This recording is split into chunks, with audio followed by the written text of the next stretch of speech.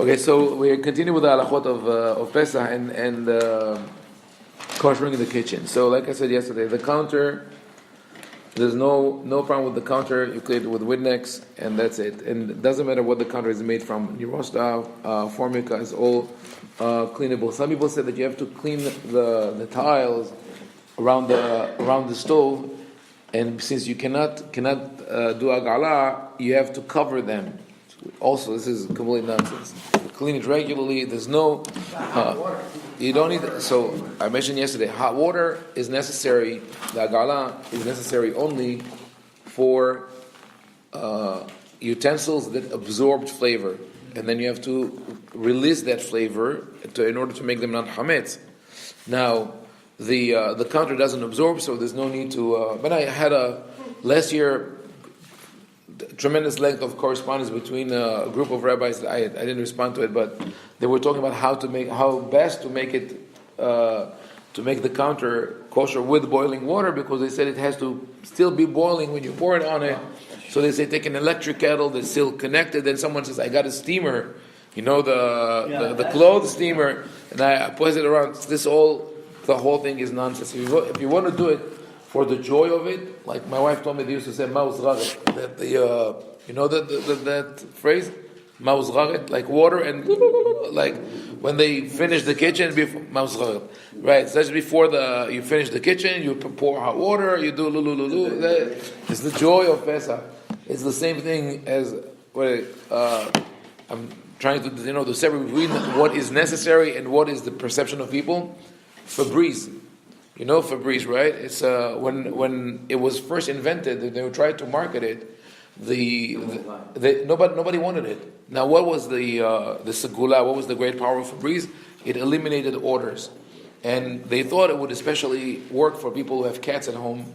The odor is very strong, but the thing is that people who own cats didn't feel the smell, and it didn't bother them.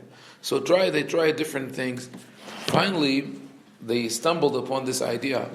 They asked people, what makes you happy when you clean the house? And they said this last touch of like everything is perfect. So in the first ads of Febreze, the way they marketed it, you see someone cleaning the house, and then after everything is clean and everything smells perfectly, that they take the Febreze and go around like in a swoosh all around the room. Now it's perfect. So the same thing is the agala today. This is how it remains in people's mind. This is the last touch. When you do the agala on the counter, you know that everything is clean. But the question is, halachically, do you need it or not? You don't. You don't need it on the counter. You don't need it on the table, or anything like that. You don't need it on the walls. The only thing that you might need to do agala for are utensils that were used with hametz within the day of Pesach, 24 hours prior to Pesach, and are made of material that absorbs flavor. If they are not, your regular cutlery, you can wash it if you want, again, for the good feeling, wash it in the dishwasher. If you didn't, you could still use it for Pesach as is. You use it in the morning, you washed it with soap and water, with detergent, you could use it for Pesach. You want to go, the extra step, put them in the sink and pour hot water on them, you're good. So let's go through this. The counter, no problem. The table, whether it's covered, uncovered in the kitchen, no problem. Doesn't absorb flavor. And you don't put hot stuff directly on it. When I say directly on it, it means a hot loaf of bread directly, no paper, no dish in between. The sinks. The sink, yeah. Right. One sink. You don't need two sinks. People make two sinks at home.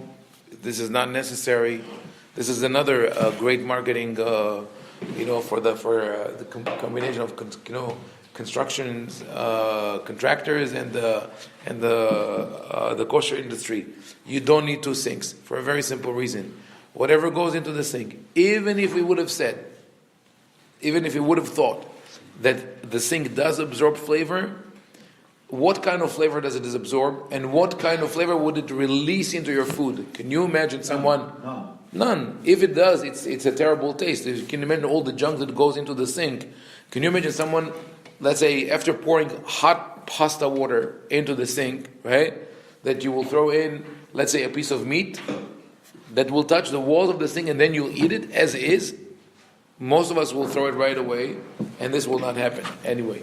No, the way we do it with the screen for basar halal. Yeah, but that is also The feeling is good. I know the good feeling. We do the basar, Yeah. and then I take the screen, and then the halal. Like you said, it's good feeling. Sponge. Right, it's good feeling. The sponges for But good. there's no base. Right, there's no base for it. I mean, we all have two sponges, but usually the real reason is because usually meat dishes are more greasy and with colorful spices, like paprika and things like that. So you don't want that in your cups that you drink. So you could have it just for No, but the way I do it is very efficient. right. Very efficient. But you don't. But I don't have a screen on in my sink. No. Everything goes in. Meat. Not dairy. halal ובשר. What? כלים של חלב ובשר together. No, if we wash them separately. But if you need to wash them, they can all be there. There's no problem. Like with the dishwasher, you don't need a dishwasher for meat and dairy. You don't need to kosher the dishwasher for Pesach. You finish the previous round. If you want, clear the basket and move on. Filter. They say that some say that you need a new filter on the. Of course not. You don't need that.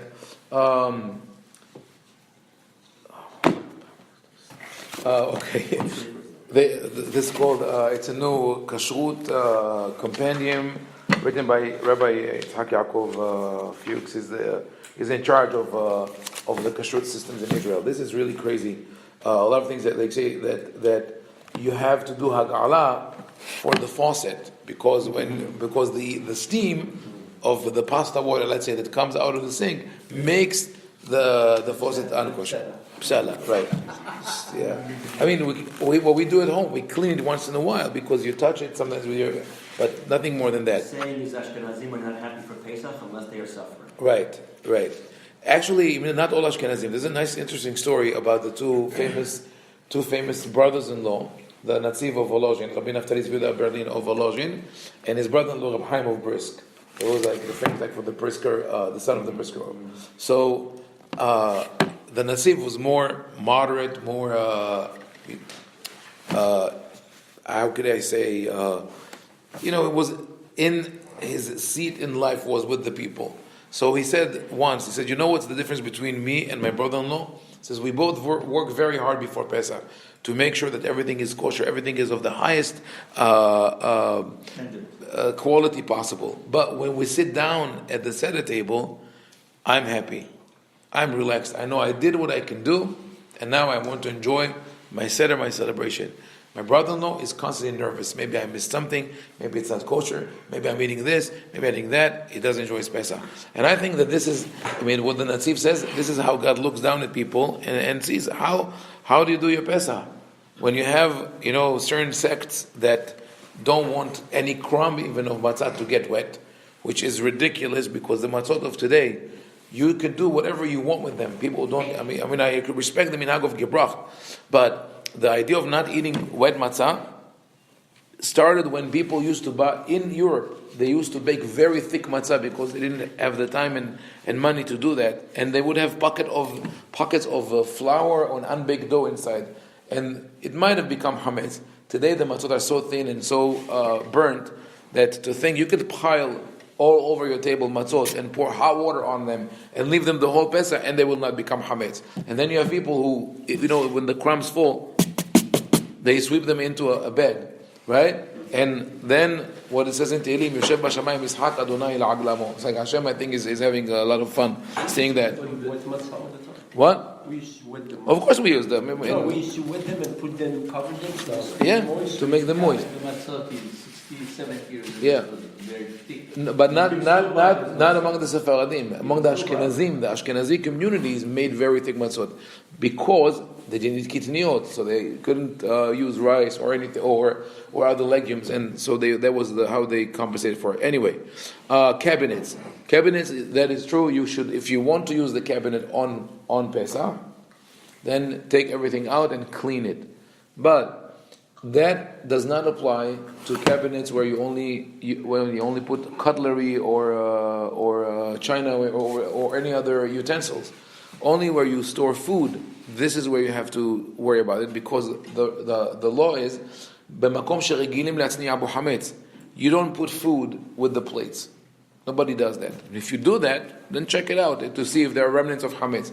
Other than that, if you're going to use it on Pesach, fine. We talk about the food cabinets. The non-food cabinets, you don't have to touch at all. You cannot even keep flour.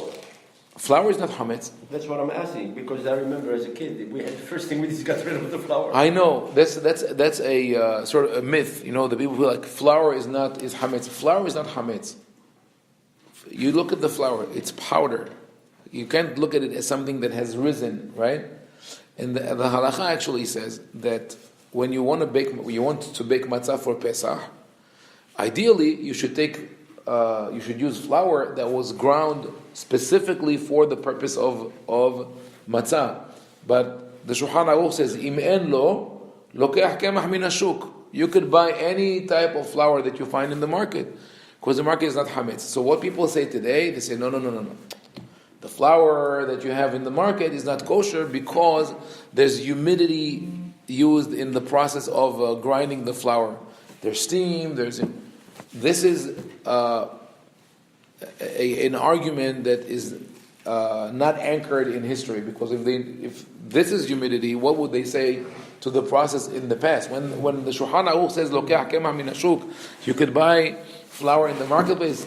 The process back then was used much more humidity than we use today, because they used to soak the wheat in order to be able to grind it. Otherwise, it wouldn't work. So there's no problem. Flour is not chametz. And we'll talk later on. We'll talk about products. What is chametz? What is not? You didn't say that the Jews, when they came out of Egypt, that they didn't have the flour. They just didn't have the time. They didn't have time to bake it. Right. Flour is not chametz. Anyway, the cleaning is more of spring cleaning, which is fine, which is okay. I mean, we enjoy it as kids. I remember we enjoyed it very much.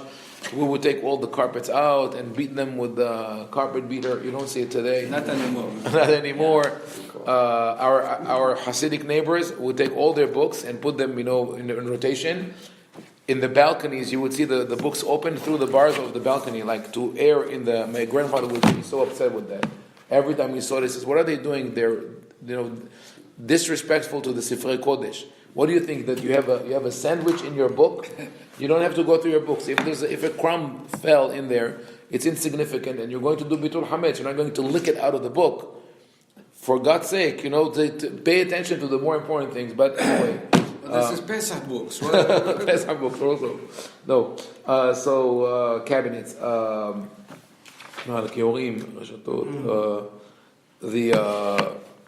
it says the dish rack also, no problem with that. Stove. Here, interesting the way he writes it. Ashrei hazochim verochshim le'atzmam ma'arichet kirayim yuchad lePesach. Happy is the man who buy for himself a special stove for Pesach. Where did you get that? The Tehillim, the word Ashrei yoshe betecha, Ashrei temimei darech. Happy are those who are righteous of path. This is what you want to buy. We don't need to do that. Right, $1,000. That's the other issue, is that people end up spending so much money. You have mot chitim for people who can't even eat food for Pesach. Exactly. And you have people that are going and buying special stove just for Pesach. Right. And they're also coming to you for handouts for. So interesting comment, because Menashe Klein of Ungvar is a famous posek. Hasidic in Borough Park, he writes about that. He says not about Pesach even. He says about Halav Israel. The dairy products that are marked Halav Israel are a little more expensive than the non-Halav Israel, and also more perishable.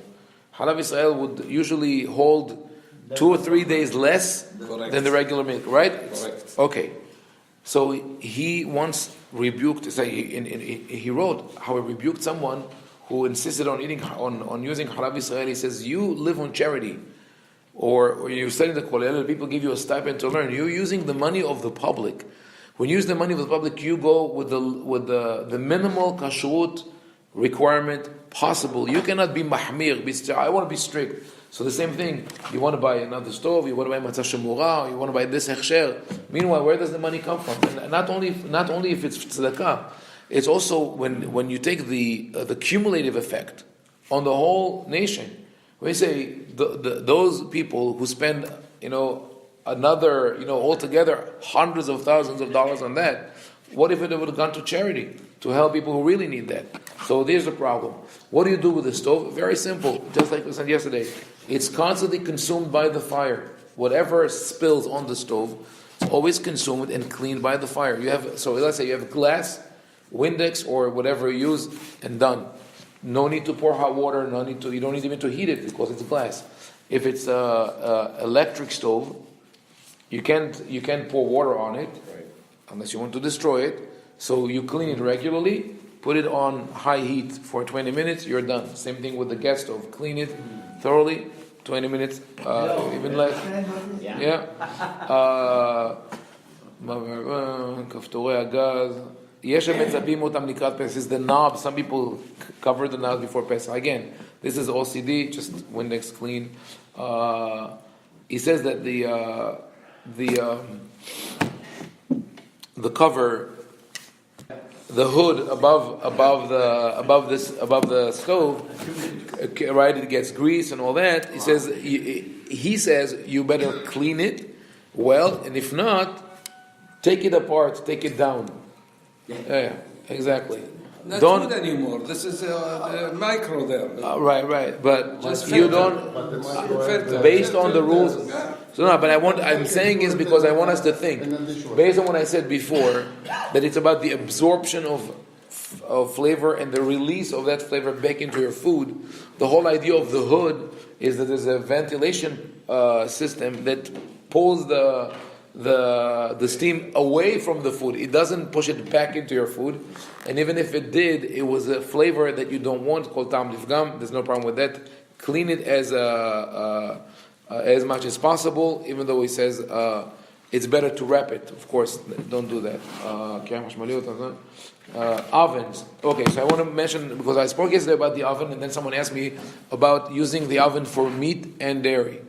There's another myth that people think you have to have two ovens at home, one for meat, one for dairy. If you have one oven, I know a lot of people who use it only for one, let's say for meat, and they have another smaller oven, portable, for the other. No, that is not necessary. And that's not a hidush of today. This is already written in the Shulchan Aruch. The Shulchan Aruch says that the steam or the smell that is released in the oven between the baking of meat and dairy is there's a minimal volume, that within that volume of the oven it is a problem. But once the oven is bigger than that, the circulation is enough to allow you to use the oven for both meat and dairy, even simultaneously, as long as they don't splatter. What is that volume? He writes it's Yudbet Isaron. It's about 4 gallons, which is about a third of the regular ovens that we have today, or whatever he says. I did the math. I compare it to the regular household oven, your appliance that you have at home. Right, it's about something like that. You, according to the Shulchan Aruch, you could bake meat and dairy at the same time. We don't do that, but so you can eat in my house. But if, according to him, if you know they're both covered or they don't split it, there's no problem. And definitely, if you do it one after another, there's no problem. There's no need to reheat. There's no need to clean. Nothing. And of course, for Pesach, same thing. You finished whatever you did you clean it. If you can, if you don't. I mean, depends on the oven, and then turn it on high for 20 minutes. The recommendation of this book, obviously, it's better not to make the oven kosher for Pesach. So I guess he's cooking for his wife and everything on the stovetop because he doesn't allow her to use the. Good for him. The refrigerator and the freezer. Just clean normally. Don't take apart anything, like he says here, the tubes, nothing. just the shells, and that's it. It's good to read this comment. מכל מקום, אין להסתכן ולבצע את הנ"ל כשהמקרר מחובר לזרם החשמל. It says, when I tell you to take apart all the screws and then the tubes, don't do it when it's still connected to the electricity. Thank you. Yeah, okay. The electric blech for Shabbat, same thing, clear it with the Windex or grease remover, and then turn it on high for 10 minutes, 20 minutes, and you're done. Okay, we'll conclude with this for today. And what your question? Okay, the whole idea of sealing cabinets with chametz in it. Have you talked about that? Right. So I didn't mention that. If you have a cabinet with chametz in it, and you're not going to use it for Pesach, just seal it and mark it. Write chametz, and you include it in the chametz sale, and you're done. So you only have to do really in the kitchen is those. You could do the whole kitchen in an hour. Just seal all the. I mean, if you maintain the kitchen clean on a regular basis, and a week before Pesach you have your regular cleaning, and you didn't put chametz, scattered all over. All you have to do before Pesach, you seal the cabinets where chametz is, and basically you're ready. But we'll go through other utensils and appliances. So we'll talk about the actual products later on. But spices, basically, all spices which are 100% like pure spices or mixture of pure spices. Right. When it says exactly what are the ingredients, then it's kosher for Pesach.